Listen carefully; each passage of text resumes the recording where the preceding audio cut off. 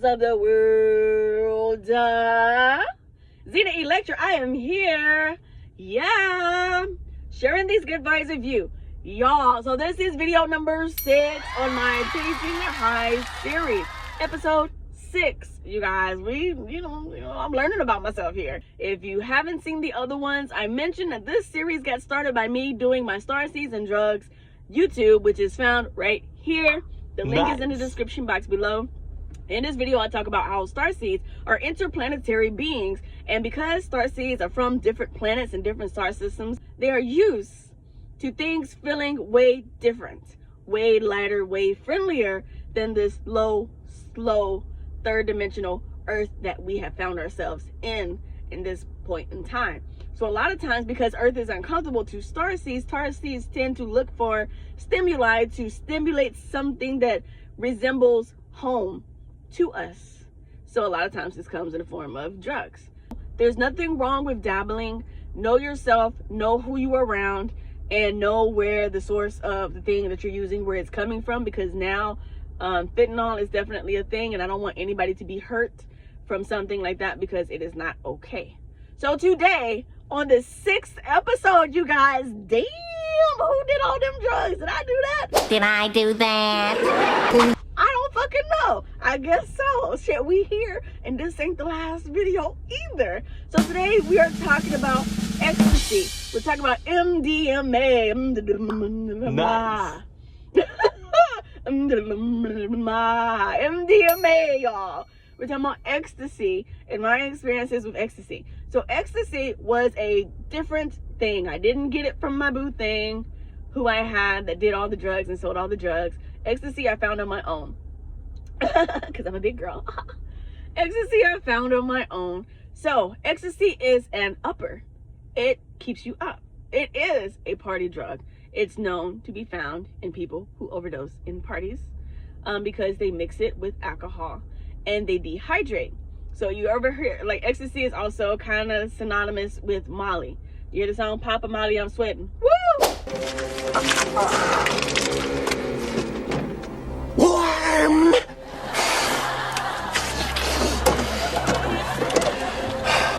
It will make you sweat.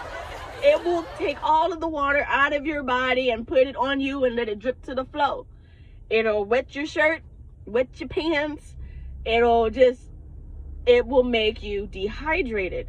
So I don't ever recommend that anybody ever drinks alcohol while doing ecstasy or Molly, MDMA, whatever the fuck you want to call it.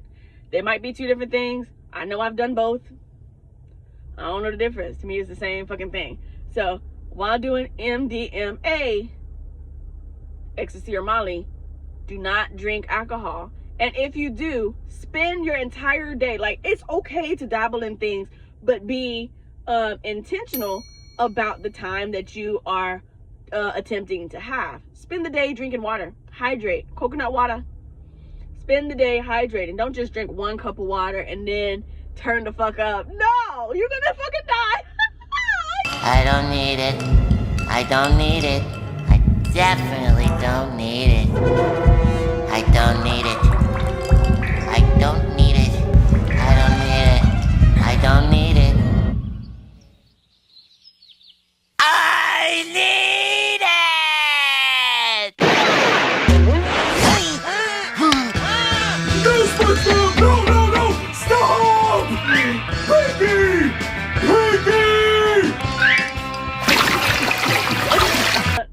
Another one bites the dust, and another one goes. You don't want to be another one biting the motherfucking dust. And I'm laughing, but it's not fucking funny, because people do overdose, and I have friends that have family that have overdosed, and I even have family that I believe have overdosed as well. So it's not a laughing fucking matter. I'm actually doing these videos to help educate to the best of my ability. I'm not a I don't know. I dabble, and I take the knowledge that I've learned from years of dabbling to share with you guys.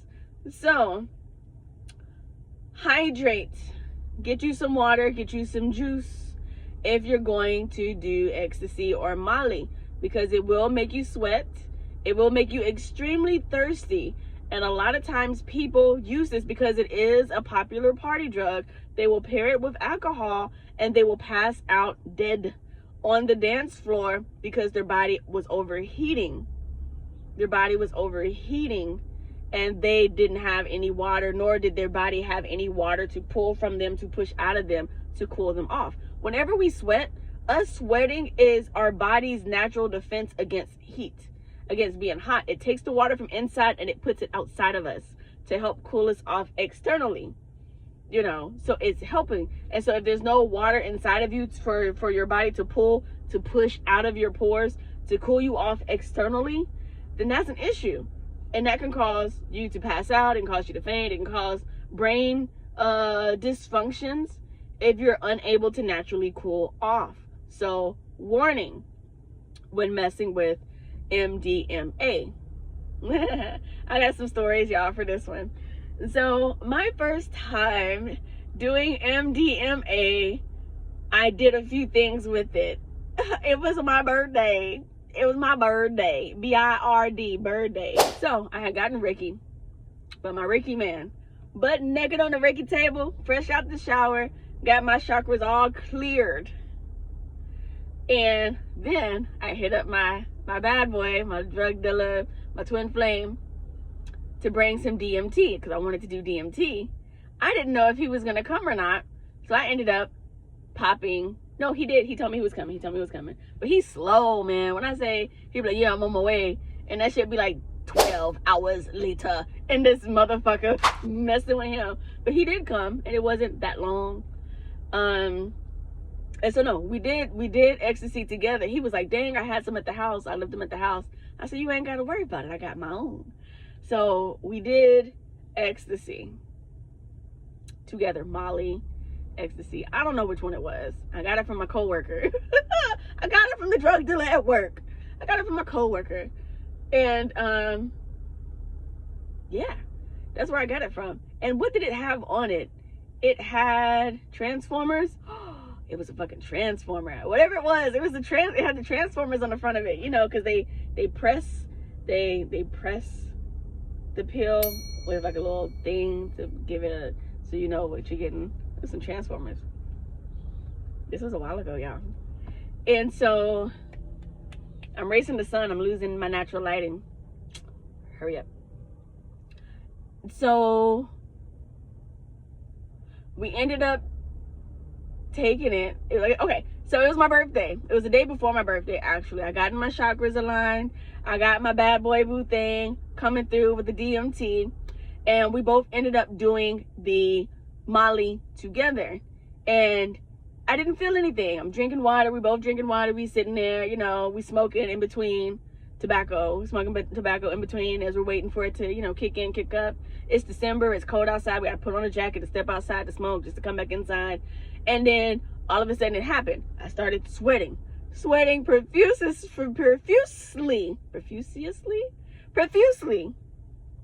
Started sweating a whole lot, profusely. Right? Words be missing me sometimes. Profusely. I started sweating a whole freaking lot, y'all. And but like nothing happened. Nothing happened. So we took another.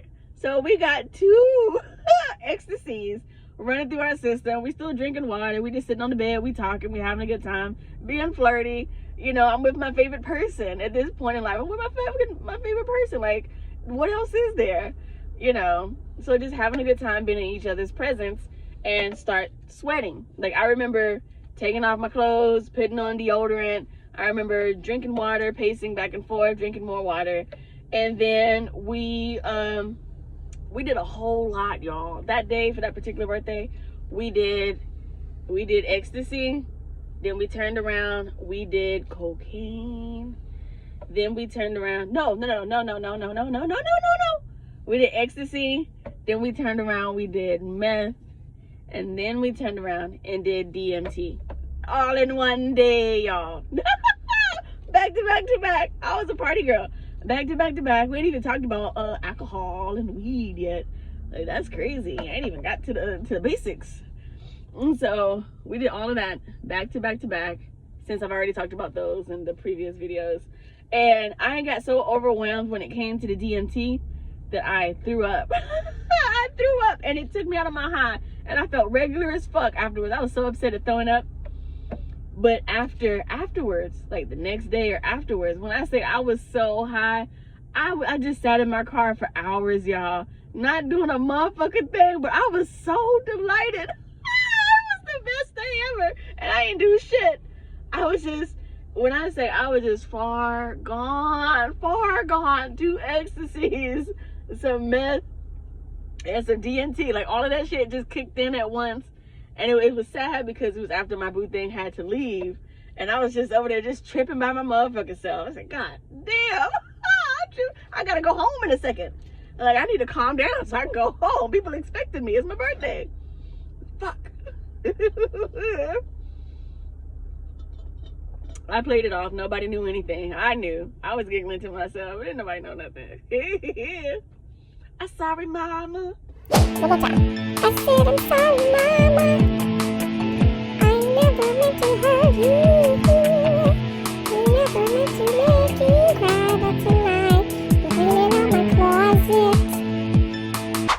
I had a friend, right? And I told him about this particular time. I said, yeah, I did ecstasy for my birthday. Yeah, I had a friend. I was like, yeah, I did ecstasy for my birthday. He was like very upset.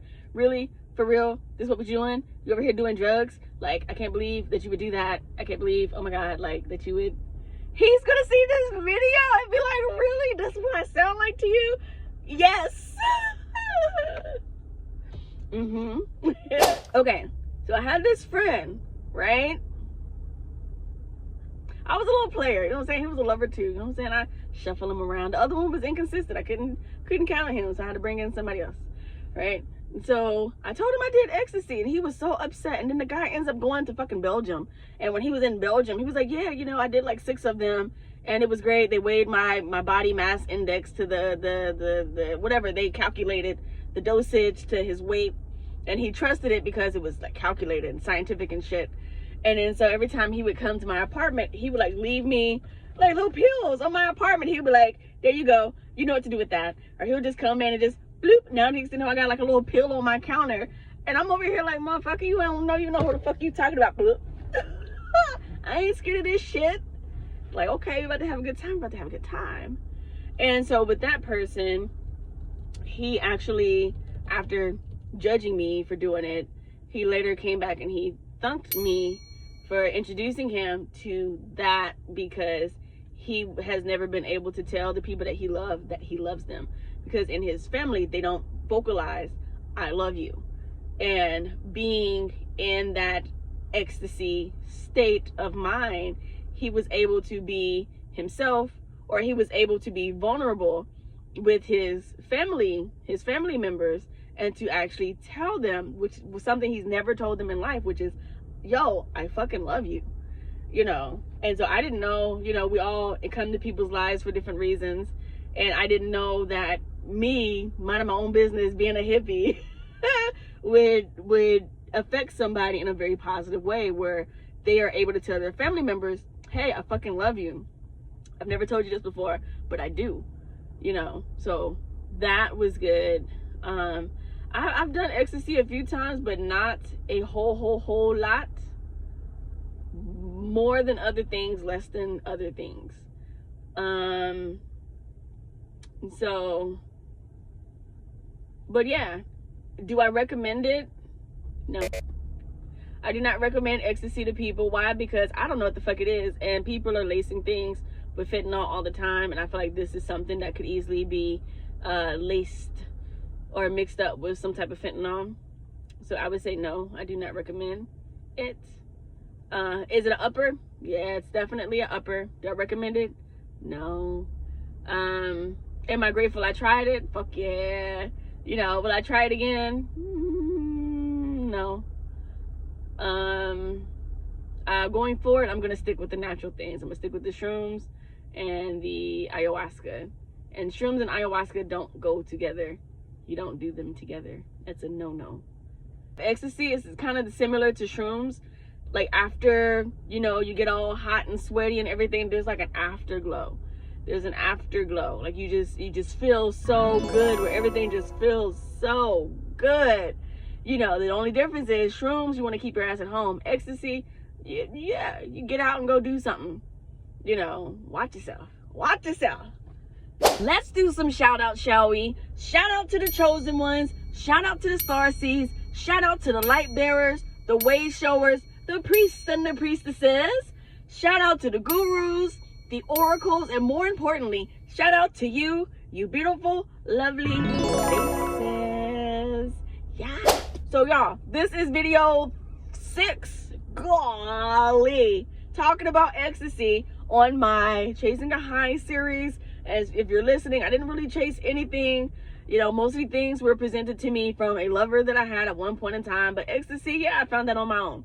You know, I did. I was interested, and I knew somebody from in my workplace that sold it, and I tried it.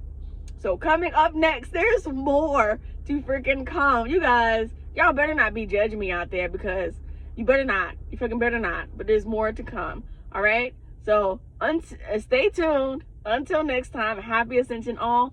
Peace. Have you ever considered an ayahuasca retreat? Well, here is your opportunity. Join us as we gather in the beautiful Smoky Mountains to reunite souls with Mother Ayahuasca. Hosting this event is Kwandiraki and yours truly, Zina Electra. A50 includes lodging, ayahuasca ceremonies, vegan meals, and so much more. Email zinaelectra88@gmail.com for more information. A deposit of $222 will hold your spot. Please hurry. Spaces are limited.